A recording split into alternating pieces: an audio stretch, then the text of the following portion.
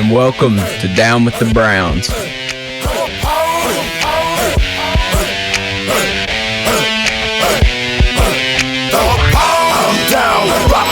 And welcome back to another episode of Down with the Browns. You're here with your hosts, Christian, Manny, and Mac. Yes, sir. Let's go. Yes, sir. Woo, woo, woo. In today's episode, we're going to be covering the Browns' new punter that has gotten signed today. Corey Hope. Yes. Oh, yeah. Jadeveon Clowney possibly re-signing very soon. Brandon Cooks in a possible trade. How Xavien Howard's contract will affect Denzel Ward's contract with the Browns. And then some free agent signings that we could possibly see with the remaining free agents.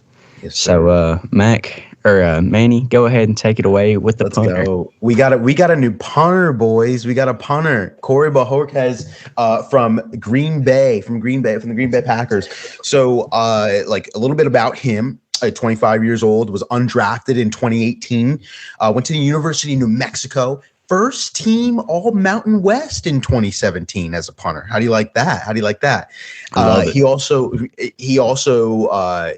undrafted, but he was picked up by the New England Patriots in 2018, but was waived in September. But the very next day, September 2nd, he was picked up for the Buffalo Bills, claimed off waivers. So played for the Buffalo Bills, had a good little stint with them, and then was picked up by the Rams, and the Rams traded him to the Packers in 2021. It had a good season with the Green Bay Packers. The first half of the season was very good, but then kind of fizzled out toward the end. And I think a lot of his problems were just, hey, he had a huge leg. He does have a huge leg on him. But the problem is it's a little bit inconsistent because sometimes, he'd kick an 80-yard punt and then all of a sudden it's a 24-yarder right on one play. And it was kind of an embarrassment at that time when he kicked, I think it was versus the Bears. But so obviously Green Bay has it's 13th in the NFL in average length per punt.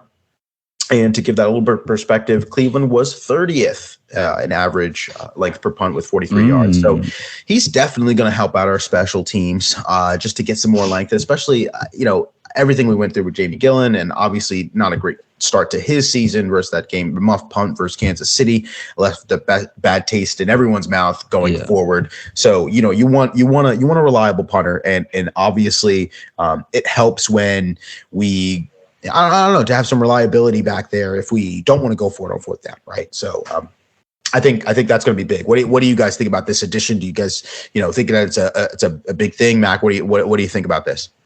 I mean, obviously you have to go with the younger guy, Dustin Colquitt, who actually injured himself on a play late in the season. So you have to kind of think about, okay, he's 39. What's next? So they signed this guy out of Green Bay.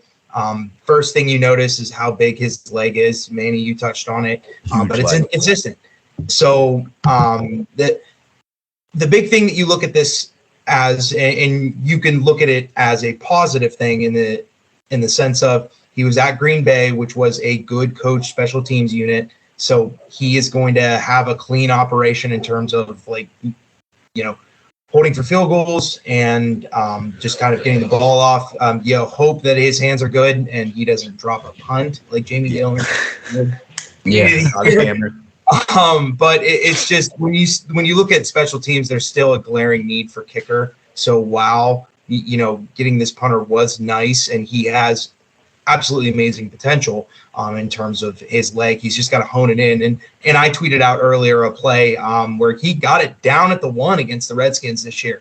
So he has that ability. It's just kind of between the ears with him. So you hope that he can turn out well, but there's still a glaring need at kicker. So to me, the special teams unit truly isn't fixed till we get one. Yeah, absolutely. I totally agree. Totally agree, man. Yeah. And, I like this kicker signing though. Not gonna lie, because I've been seeing some little tweets of film from him, and he booted one. What was it, 82 yards? Yeah. So I mean, that's pretty impressive. Yeah. I mean, as you guys said, he's not the most consistent and reliable kicker or punter, but we're kind of used to that. Jamie Gillen, kind of fooled us in 2019. Jamie Gillen, man, because we thought we were set for punter forever, and Turns out Things went not. south. Yeah, I don't know if whether it was the weather that got to him or the block punt that got to him. The muff punt that got to him in his head. But it's one of those things that I actually like to see. What I liked out of Corey Bojorquez is that he played in these conditions that are not favorable, right? You know, he's punting in Buffalo for a couple of seasons, and then he's in Green Bay punting away in those cold weather environments. So I think playing by the lake should not be a big concern for him. You know what I mean? I think we want guys who aren't, afraid of playing in those environments or not, new to those environments. Obviously, our quarterback position with Deshaun Watson is a little bit opposite of that, but hey, it's Deshaun Watson, so yeah, he gets a pass. Yeah, and moving forward, let's dig right into the possibility of re-signing Jadavion Clowney. We've heard for about 2-3 weeks now that we're getting this deal done. And it started heating up. 2 weeks later. 2 weeks later.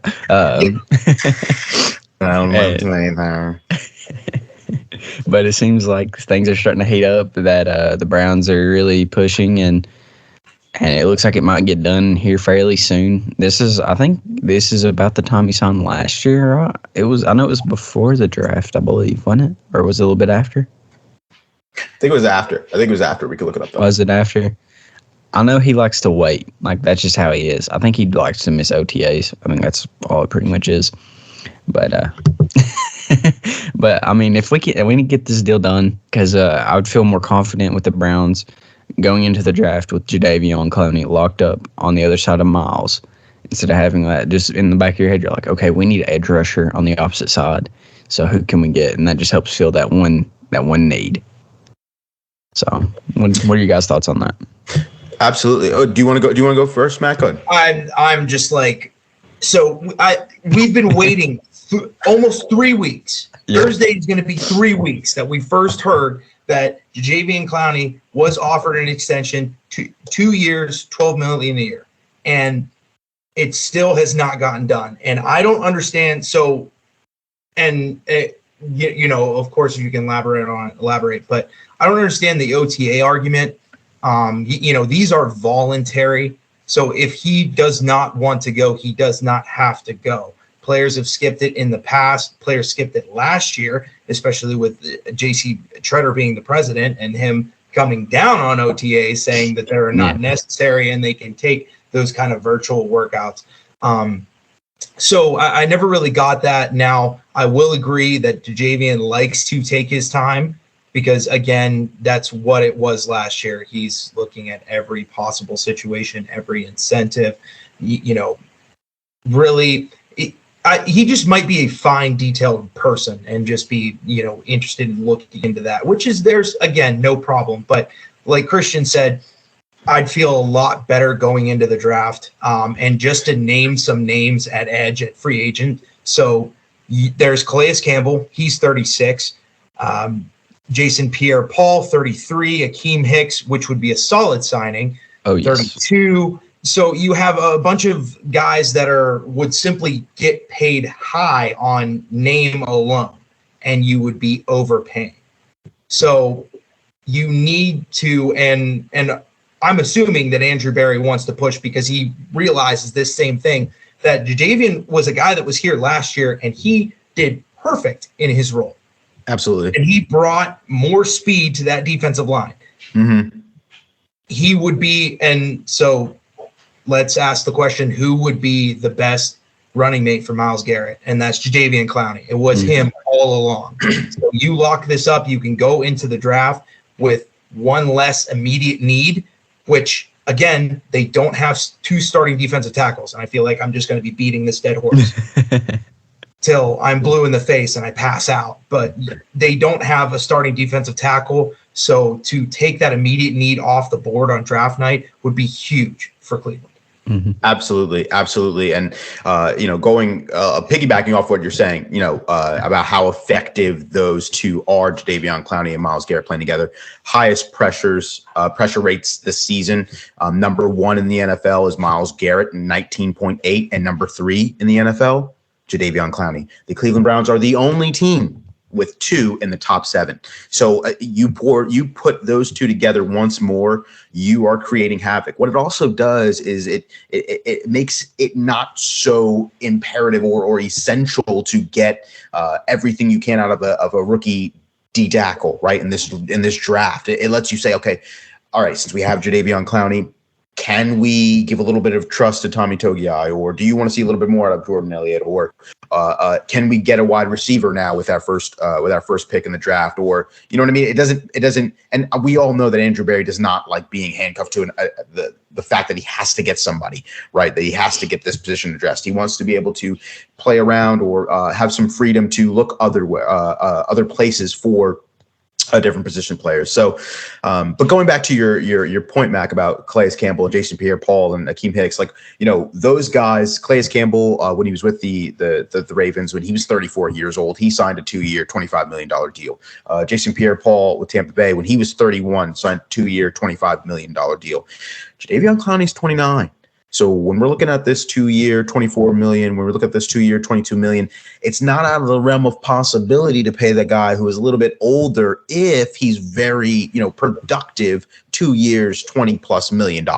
So I personally would not mind a 2-year, $22 million, 2-year, $24 million, because we know, one, Jadeveon Clowney loves his money. That's not like he's out there just begging for money like he's just one of these players that produced and now, I want the bank. I want the Brinks truck. He's somebody who does. He just wants money and money talks to him. So it's nothing unusual. So that's why I personally would not mind paying him that much. And also he showed you, hey, I can produce. Like I'm a guy who you don't have to put your faith into a rookie, edge player, or you don't have to put your faith in somebody else from another team. Like I've shown you that I work really well with Myles Garrett. And so I think, hey, I would like that. He showed that he could stay healthy a little bit last season.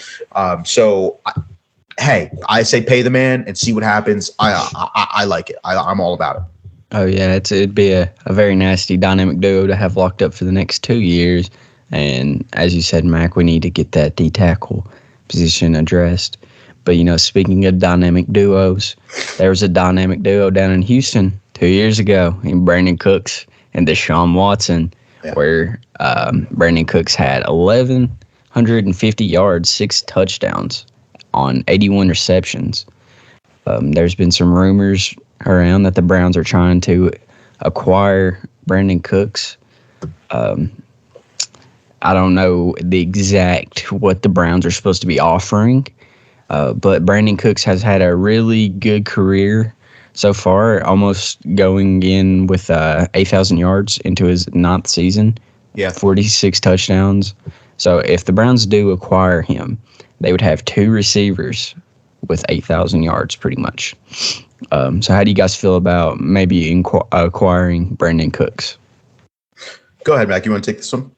Yeah. So it's really tough.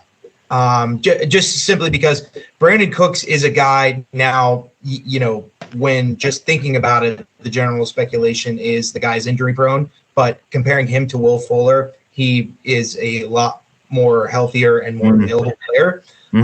So he's gonna produce. He fills the immediate need that the Browns need in terms of like where your diversity of your wide receiving core. They need the deep threat. They need the guy that can take the top off the defense. They need the guy that ensures that you will never really have a safety in the box. So it's kind of all about how you look at the pick. Now, the speculation is, and nothing confirmed, but the Browns offered a 3rd-round pick. So that makes sense just simply because they got that comp pick with their Quasi going to the Vikings. Yes, correct. I was blanking on that, but yeah. So the third round pick makes sense, but there are whispers that the Texans are looking for a 2nd round. Now, not saying that Brandon Cooks isn't worth that 2nd round pick because the deal is cheap and he is very talented, but the Browns cannot afford. They can't afford having their first pick this year in the 3rd round. Especially the holes that they need to fill. Mm-hmm. So that's kind of the big thing. You have the extra third. That is something that you can spare, but in terms of that second round pick, the price is just simply too high. Yeah.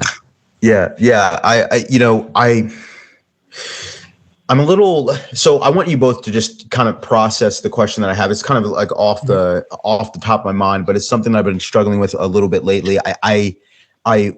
This wide receiver class is such a talented, deep wide receiver class, right? Mm-hmm. And so to me, it is a little bit confusing. Maybe you could help me, help another listener. Either of you can take this question, but do you feel more comfortable with bringing in another free agent wide receiver to be your wide receiver 2, or do you feel a little bit more comfortable with bringing in a rookie wide receiver to be your wide receiver 2? Because I think it's like one is a rookie, it's cheaper, it's longer term, for a cheaper contract, but there is unknown there. But if you bring in Brandon Cooks, obviously Brandon Cooks is 28, 5'10", but he has shown that he's able to kind of like Jarvis Landry, but not as efficient when it comes to not being injuries.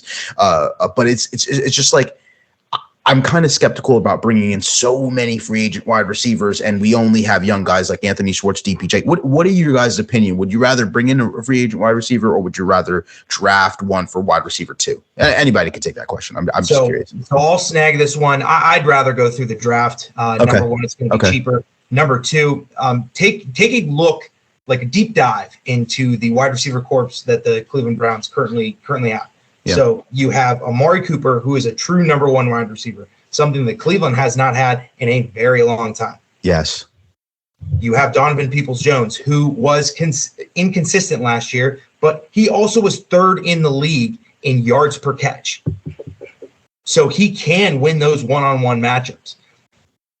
Then you have the tight end that you're currently in extension talks with, and you just franchise tag David Njoku, who adds kind of a mismatch element with just him because he's too fast for linebackers, too big for defensive backs. And then you have Harrison Bryant, who in my opinion probably needs to touch the ball a little bit more. So you can afford to just snag some depth at the end of the draft here. What about a guy like John Mechie, who was a stud wide receiver 2 at Alabama and had a lot of potential till he went down in the SEC game. So, there's, of course, you like the free agent because you can see NFL tape of him. You know that he's proved it out there before. And the draft is always going to be a crapshoot. But it's never good to put yourself in a worse position in terms of overall team building. Mm-hmm. And when you're giving up that capital to get a wide receiver 2 or wide receiver 3, depending on how you look at Donovan Peoples-Jones, but it outweighs what you're getting back because you can get something like that in the draft and you can lock up a cheap multi-year contract instead of you're overpaying for a free agent wide receiver, and you're probably going to be trading some draft capital as well. Mm-hmm. Yeah. So I'm going to be different than you guys. I think do it, please. I want it. Acquiring a receiver who's played in the NFL for 8 years and has had only 2 seasons without 1,000 yards. I think that would bring a more. I know you guys are thinking more long term. I'm thinking more short term. Like you have 2 guys. You'd have Amari Cooper and then Brandon Cooks. Those guys could feed into, because I think you could still get a later round wide receiver because currently we only have 3 on the roster or 4. I think 4. Jamarcus Bradley as well. And I got considering if you count Demetric Felton or Jakeem Grant Sr. I think Demetric Felton's more of a dangerous weapon. We'll just list him as a DW because he can play anywhere on the field. Anyways, going back to it, I think that the experience and the knowledge that Brandon Cooks and Amari Cooper could feed into these younger guys like Schwartz, Donovan Peoples-Jones, and just whoever we have in that room. And then the connection with Deshaun Watson that would already be there, I think that would be more valuable. Because, with a draft pick, you could be hit or miss with it. Because, it'd pretty much be, let's say this is last year. and the 3rd round pick does get it done for Brandon Cooks, let's just say it does, you'd be pretty much trading Anthony Schwartz for Brandon Cooks. In my eyes, that's a win. Because, I mean, it's just you're getting the experience and the proven receivers. So that's just how I feel about it. Yeah, Matt, go ahead. You look like you're... So the counter argument with that is just simply draft better. Amon-Ra St. Brown was available when when that 3rd round pick came around. So there was still, a different talent. I think the problem is Anthony Schwartz is so raw. Now, I'm not saying that he can't take that next step and learn. Oh, yeah. Because he's got world-class speed. I mean, he's the kind of guy that would be probably on the fringe to make the Olympics. Yeah. Oh, yeah. So, he has that kind of speed. He would at least be able to compete in the trials, which is extremely impressive considering the times. Yeah. But he's so raw in terms of route running, so raw in terms of vision on the field, carrying the ball. So he does need to improve on that. But I will agree, if you just look at it from the point of that pick was going to be Anthony Schwartz anyway, then yes, of course, that deal makes sense. But there's always going to be, and it's with 2020 hindsight, right? Yeah. But there's always going to be that draft, that's going to be better than what you had. And that's something I was thinking to myself, is because it's like, okay, well, you don't, like, to Christian's point, at least if you're going after a Brandon Cooks, who you're getting. You're getting Brandon Cooks. Right? Like, so I'm looking at these wide receivers and I'm saying, okay, I personally like some of the mock drafts I've been doing. I've been getting Tyquan Thornton out of Baylor, wide receiver, ran the fastest 40 time out of the wide receivers this year. So it's like, do I like that? Or sometimes Christian Watson falls, and do I take Christian Watson over taking over a Travis Jones? If he falls, obviously you probably wouldn't. But I mean, what if Christian Watson just explodes? Like, what I mean? Devontae Adams was taken in the 2nd round. So it's like, it's a lot of just, it's that gamble, right? I mean, obviously this gamble could pay off in a great talented wide receiver draft class. But as we all know, even if we're talking about, hey, this is a great quarterback draft, this is a strong wide receiver draft, this is a strong O-lineman draft, only like 1 or 2 of those players pan out to be really, really good, right? Yeah. I mean, that quarterback draft with Baker Mayfield, Lamar Jackson, Sam Darnold, Josh Rosen, and Josh Allen. I think I said Josh Allen already. I don't know if I'm missing, but like that was a big quarterback draft. 5 quarterbacks taken in the 1st round. What, Josh Allen is your guy now, right? Maybe Lamar Jackson as well, but we're question marks on throwing the football, but getting better. And now you got 3 people who are Baker Mayfield, Sam Darnold, and Josh Rosen, which we know Josh Rosen is. You know what I mean? So it's like it's kind of that kind of rolling the dice kind of thing. So, but you guys answered the question basically exactly how I wanted you guys to answer it. It's just it's really a toss up. Are you a gambling guy or you want to play safe? Yeah, I think it's just like all of the former draft picks. I know that Andrew Berry and this whole regime is not the same as the old Browns. It's kind of stuck in my head. Like, I've seen the Browns pick so many bad players over the years. Like, when you got a for sure talent, that's fair. You can acquire a for sure talent. Coleman. Like, that's fair. You know what I mean? Leaves a bad taste in your mouth. Yeah, it's exactly. Fair.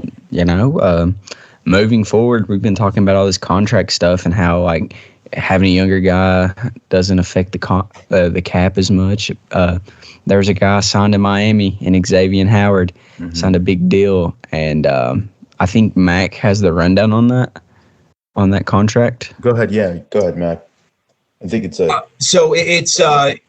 it's what, a 2-year, $50 million extension. It's not a brand new contract. It's like an add-on. So the total right now is 5 years, $90 million. Average salary, you're looking at about $18 a year. In terms of the dead cap, I'm sorry, in terms of the, one second.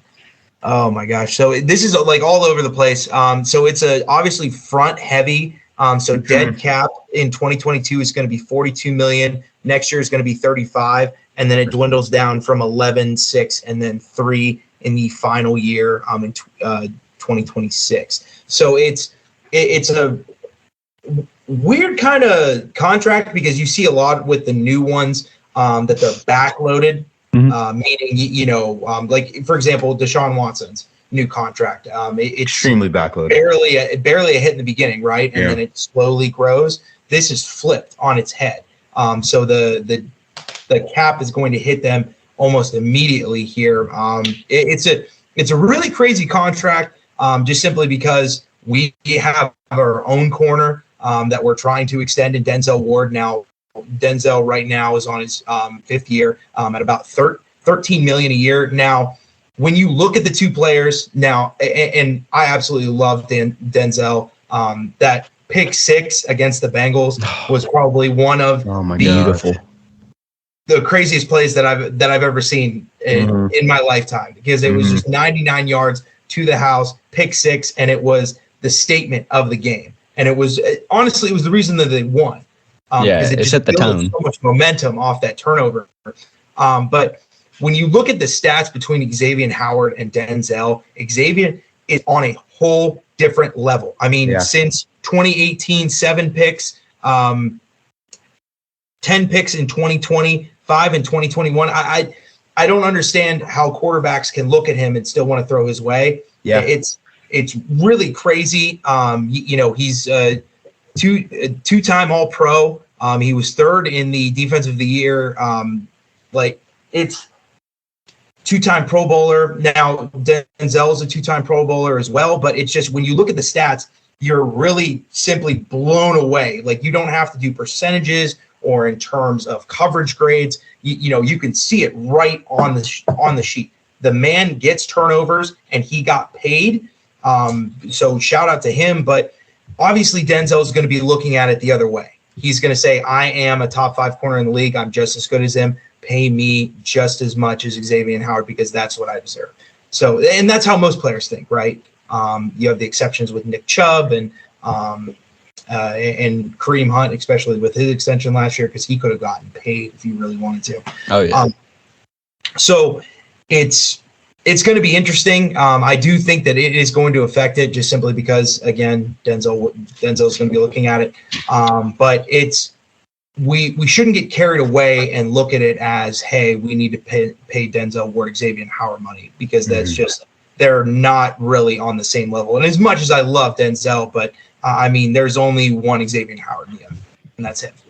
Absolutely. And I think, it's interesting because there's a lot of moving parts, right? I mean, if you're looking at the whole picture, when you're looking at a Denzel Ward, and I honestly, if you're Denzel Ward, if you're the Cleveland Browns, I think Jadeveon Clowney coming back does somewhat affect Denzel Ward in a way, because if you're able to get those pressures, right, it makes Denzel Ward's job easier. And if Denzel Ward is able to lock down a receiver, it makes Jadeveon Clowney's job easier.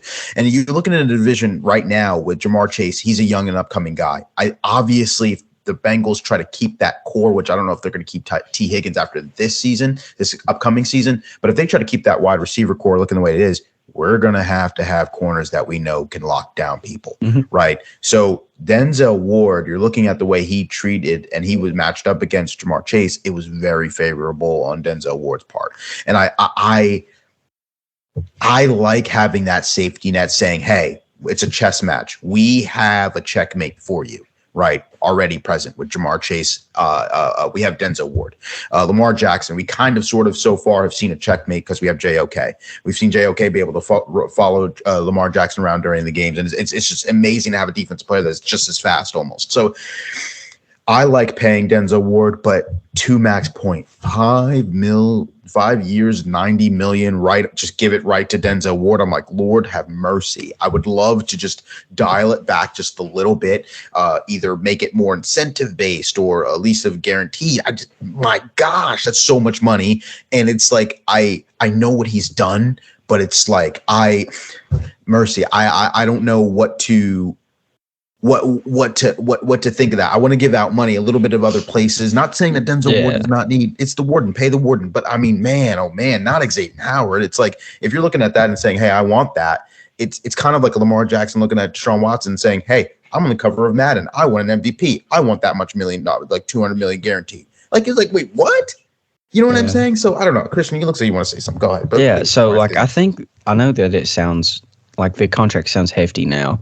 I think, but if the Browns do get a deal, the way the cap's going up each year, because what did it jump from like last year, this year? I mean, I know the COVID year knocked it down a little bit. It jumped up like $30 million, I believe. Yeah. So, I mean, I think it's going to continue to rise because more people are watching football. It's getting more interesting. It's getting more views now. International, right? Yeah. International games are going up in Germany and England. So I think that the way that if they do the guaranteed, I don't think it'll look terrible now. Like if they do like a big contract, it'll look like you're like, oh my gosh, how are the Browns going to survive? Here in about 3-4 years, you'll be like, okay, that was a smart deal. Because I kind of look at it like the Patrick Mahomes, the Chiefs deal. Like everybody, when he signed that, they're like, now. oh man, how are they going to sign anybody? And they've kept pretty much everybody they've wanted. I mean, the exception is Tyreek Hill, but he wanted out. Just recently. Yeah, and they kept pretty much everybody they wanted.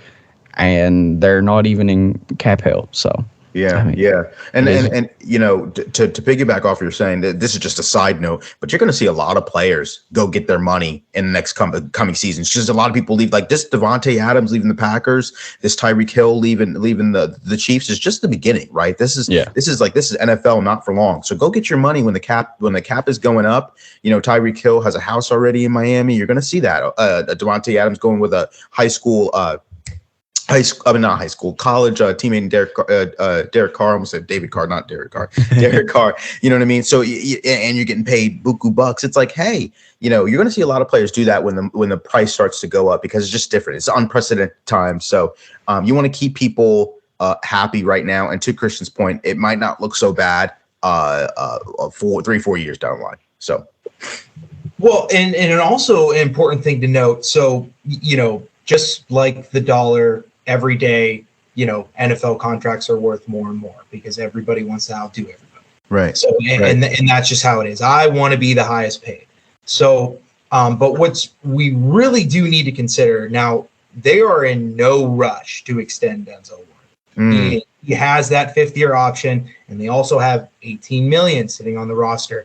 Another dead horse that I'm going to beat in this podcast is Baker Mayfield's contract. Yes. So, you know, they have time. I really do feel that if this gets done, it's going to be either done in camp or mid-season after he makes his, you know, big 1 or 2 spectacular plays that he usually makes. Mm-hmm. So, not saying that he, you know, doesn't make spectacular plays every time that he's on the field because he's an extremely talented player. And to your point, that is our checkmate for Jamar Chase, who is right now a top 10 wide receiver in the NFL. Yes. Even just 1 year in the NFL. That's how dynamic that he has been. Yeah. So, you know, you need him, but especially with how big, like right now, the Browns are at $22 million. Yeah. In available cap space. So this really is not going to get done till midseason. But yeah, to your point, I'm sure that they're going to make it so that way down the line, it's not going to be the worst contract. So I really hope that they do extend Ward, but I don't think that we're going to see that in the immediate future. I think that's something that we're going to see down the line, but I can definitely see the Browns keeping him. Mm-hmm. Absolutely. And I think that honestly, I make the analogy, right. At the end of the day, these football players they're humans, right? And I think that sometimes it's crazy. I know the NFL does stand for not for long, and a lot of people make that analogy, but sometimes it's like, hey, it's not always about the money, right? Like sometimes it's like, hey, if I have to take a little bit of less money to stay in an environment that I really like, that I'm very, very comfortable with. I like the state of Ohio. I went to college here. It's like I'll take a little bit less money, give you a hometown discount, which I think Joe Burrow would do the same thing to Cincinnati. It's like, you know, I'm willing to take a little bit less money here. So we'll see what happens in the future with that contract. But I do believe, I agree with Mac, they're going to get that done, and it's going to be great when it does happen. Yeah, I totally agree. And, you know, I'd really look to see the Warden stay around. I mean, he is a Cleveland kid, so it'd be nice to see him there. And as you said, Mac, the Browns have $22 million in cap, and there's still some holes on this roster that the Browns need to address via free agency. And so who's like one free agent that you could see the Browns, or you want to see the Browns go after? I know we've kind of talked about this before, but there's been some pieces moved and people signed. So who would you like to see that's left on the free agent market? Go ahead, Mac. Do you want to go, or do you want me to take this first? I mean, I'm just going to take the big, painfully obvious one, and in the small percentage that this actually reaches him, I'm just going to say this: Jadavion, please pick up the pen and sign your name, because he is right now. He is the biggest free agent. I'm sorry. I know this is a cheat. This is a cop out. I'll admit it, but it needs to be said. He is the best partner for Myles Garrett. He will thrive here in Cleveland. He knows that he can get his incentive money in Cleveland because if he's healthy, he will get the stats. He got the stats last year, and he has proven himself.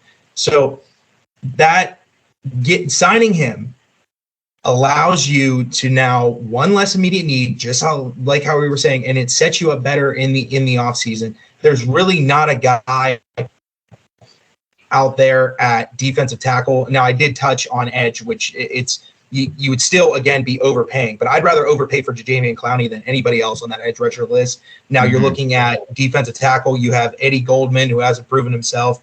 And then just almost like now, I will suggest one name. I'll give you at least that. So Larry Ogunjobi failed his physical with the Bears, and he is still available. So I would say if there's anybody, I would pick him solely on the fact that, he knows the scheme. He's very patient in his rush lanes, which you need to be as a defensive tackle, because that A and B gap containment is going to be wide open with Myles and Clowney screaming off the edge. So, Larry would make sense. Now, granted, he's not the greatest run defender, so they would still need that 300-pound beef in the middle of the line. But, outside of Larry, it's just Jadavion Clowney, call his agent, make this happen. Like, this needs to happen. So. Absolutely. I think the wise thing is Jadeveon Clowney, but I'm not going to be wise in this situation because I don't like to. I'm going to speak with my heart because I already bought his freaking jersey on sale for $46 off the Cleveland Browns shop, and that's Jarvis Juice Landry. I want him back. I want 80 back. I understand people talking about, hey, 2 years, $20 million. Guess what? He fired his agent off of that rumor getting out, and no one can tell me different. He doesn't want $20 million a year. He's going to give the Browns a nice little discount, and I want him back in the locker room. My thing is, I really like the fact about him being a leader. It's that video of him talking to everybody in that locker room, saying that it doesn't live here. That weak mentality doesn't live here anymore. It resonates with me, and I think with culture changes like that, you've seen what the Steelers did with Ben Roethlisberger. He should have been gone 2 years ago, 3 years ago. I don't even care. I'm speaking really loudly. My wife's here, but my thing is, he should have been gone 2 years ago. But it's the culture change. It's the aspect about that, having that in that locker room. You don't want to be like the Los Angeles Rams and bring in all these new guys and go win a Super Bowl. No, you want somebody who's homegrown, kind of, sort of. And I know he's from Miami, from the Dolphins, but like he loves it here in Cleveland. His family's here in Cleveland. He's going to stay here in Cleveland. It's like you want those kind of guys to say, hey, I want them to get a ring. I want Myles Garrett to get a ring. I want Nick Chubb to get a ring. I like myself some Jarvis Landry. He's reliable. He stays healthy. I know last year was a little bit of a injury-riddled season for him, but is unprecedented, right? I'd like to have him back and like to have him have a relationship with Deshaun Watson and kind of guide him in the ways of just staying focused on the field if that's what he needs. You know what I mean? You guys need some kind of comfortability, and Deshaun Watson's already been vocal about wanting Jarvis Landry. I don't know if he tweeted it or liked a tweet or something like that, but like he says he wants Jarvis Landry back. Jarvis Landry is a huge part of this culture, and I know a lot of people are saying, we don't want people just paying him because they're culture. You do. It's the NFL. You do. You pay money. Yeah. I bought his jersey off. So you do those things. You keep guys like that in the locker room. So if Jarvis Landry wants to be back, his new agent has already said that, hey, there's mutual interest there. So I don't know how much it is. I'd like to give Jarvis Landry his money, but it was very passionate what I'm saying and stuff right now, but I want Jarvis Landry. I'm speaking from the heart. I want Jarvis Landry. From my mind says Jadeveon Clowney like Mac, but I'm sorry. My heart speaks. So Jarvis Landry. Yeah, Manny just wants Jarvis just so he can wear that jersey because he caught it on sale. He wants to brag about it. I mean, I still got an 80 jersey in my closet. I'd like to wear that again. That'd be cool, Yeah. So I mean, I would love to have Juice back. Not gonna lie, Juice has been one of my favorite Browns players, probably all time, except like Joe Thomas or somebody, and Miles. But one guy in free agency that I'd like to see Brown sign, I've said it numerous times, Akeem Hicks. Like the dude, we need that beef in the middle of the D line, and it's just a need that the Browns need to address. And I mean, his stats speak for himself. So that's the guy I think. Yeah, absolutely. My watch literally says to breathe right now. My heart rate is so high. You're passionate. Jarvis it's contagious. does this to me. But yeah, Akeem Hicks, very, very, very, very good. Agent Drew Rosenhaus. So shout out Drew Rosenhaus. Get a deal done with Cleveland, please. Bring him over. Yeah. And so you got any thoughts on that, Mac? Yeah, I mean, a guy that had 29 pressures 2 years ago, he's proven that when he's healthy, he can average at least 11 tackles for loss, anytime that he plays, 16 games. So especially with this D-line, I think it would make sense. He's not only, a pass rusher, but he can also, defend against the run. He's a big body. He's very hard to move. He's a big man. He's a big boy. We need that. And that's just what Cleveland hasn't had. I mean, the last big space eater defensive tackle that wasn't to the point where he couldn't move, that was a guy like big baby Sean Rogers. Yeah, and that's way back. That's back, with the shiny orange helmets and gray face masks, like decades ago. So I think it would be good. It would make sense definitely if they bring him in. So yeah, I would say Akeem Hicks. I'd be in favor of it. I think there's and talking about those big boys up front, the Vita Vitas of the world for Tampa Bay, and it feels like the Baltimore Ravens had Calais Campbell, big huge guy, right, and Pittsburgh has Cam Hayward, big huge guy on the line, Haloti Ngata, like it just feels like the Browns need a vintage right now guy who can come in and be a big body up front now. Akeem Hicks is coming off a 4-year, $48 million deal. I hope he's not attracted to what he previously had because he's 32. We're not bringing him that kind of money. But what I can assure you is if we get Jadavion Clowney back, we're going to have Myles Garrett there. He's a Madden 99 overall rating, if that means anything to you. So, Akeem Hicks, bring him in. I can say, hey, I literally, as soon as he comes to just to woo him, I would have Myles Garrett right there, standing there, Deshaun Watson and Jadeveon Clowney holding the pilot G2 pen and say, hey, sign here, right? So I think that it would be very attractive for Akeem Hicks to be here. So Akeem, if you're listening, I don't know how you'll be listening, but if you're listening, because I know everyone listens to our podcast. So, hey, come to Cleveland. I like it, but let's do it. Yeah, let's run it. We get Jadeveon Clowney, Akeem Hicks, and Myles Garrett.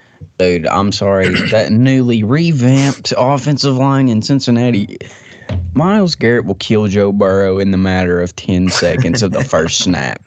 We might not even need corners because the quarterback's gonna be pressured so much the ball's gonna move like 5 yards. So but that'd be cheating. And so I think that if we can be able to do something like that, that'd be great because then we don't have to obviously really worry about D tackle in the draft. So. Yeah, if we can just get them, man, our defense will be so nasty. Oh, man. Because, you saw what it did with guys like Malik McDowell, Malik Jackson, and them boys. So imagine if you upgrade that position. Malik McDowell was just simply a guy with just pure strength. Right. And it would just drive his guys back. He didn't really have much finesse to his game, and he still thrived. Yeah. So, it's especially with a guy like Akeem Hicks, he would just collect stats with this defensive line. Easy. Oh, yeah. It'd be one we talk about for years and years and years, I think. But, I think this has been a fun episode, boys. Great episode. I think we've covered everything that we needed to cover, and we dissected. Yeah, if anybody's praying out there, pray that Jadeveon Clowney finds a pen. Yes. I will send him one. I'll drive. That'd be really great. Gas prices are high, but I'll drive over there, man. Wait, hold on. We should put it in the universe right now. The next time that we record, Jadavion Clowney. Yes, sir. Jadavion Clowney. Putting it right out there. Every time we do say that, next time we're going to do a podcast, there'll be some big news, or hopefully something happens. So put it out in the universe. Jadavion. So next time we do it, let's hopefully we're saying Jadeveon Clowney signed his for a deal. So whatever that contract looks like. Yeah. So go Browns. Go Browns. Go Browns, baby. My team, we gon' get along. Orange and brown, running the town. The AFC champs, I'm loving the sound. Ready for steal, ready to rave, ready for fall, ready to bang. See us, we coming, we styling, we loud, we passing, we running, we touching it down. Cleveland the city, we good, we did it, we been through the gritty, we loving the Browns. Never will chill, never will lounge. We are the dogs, we are the hounds. Never the fears, we blew and we bleeding, so get on your feet, cause we are the Browns.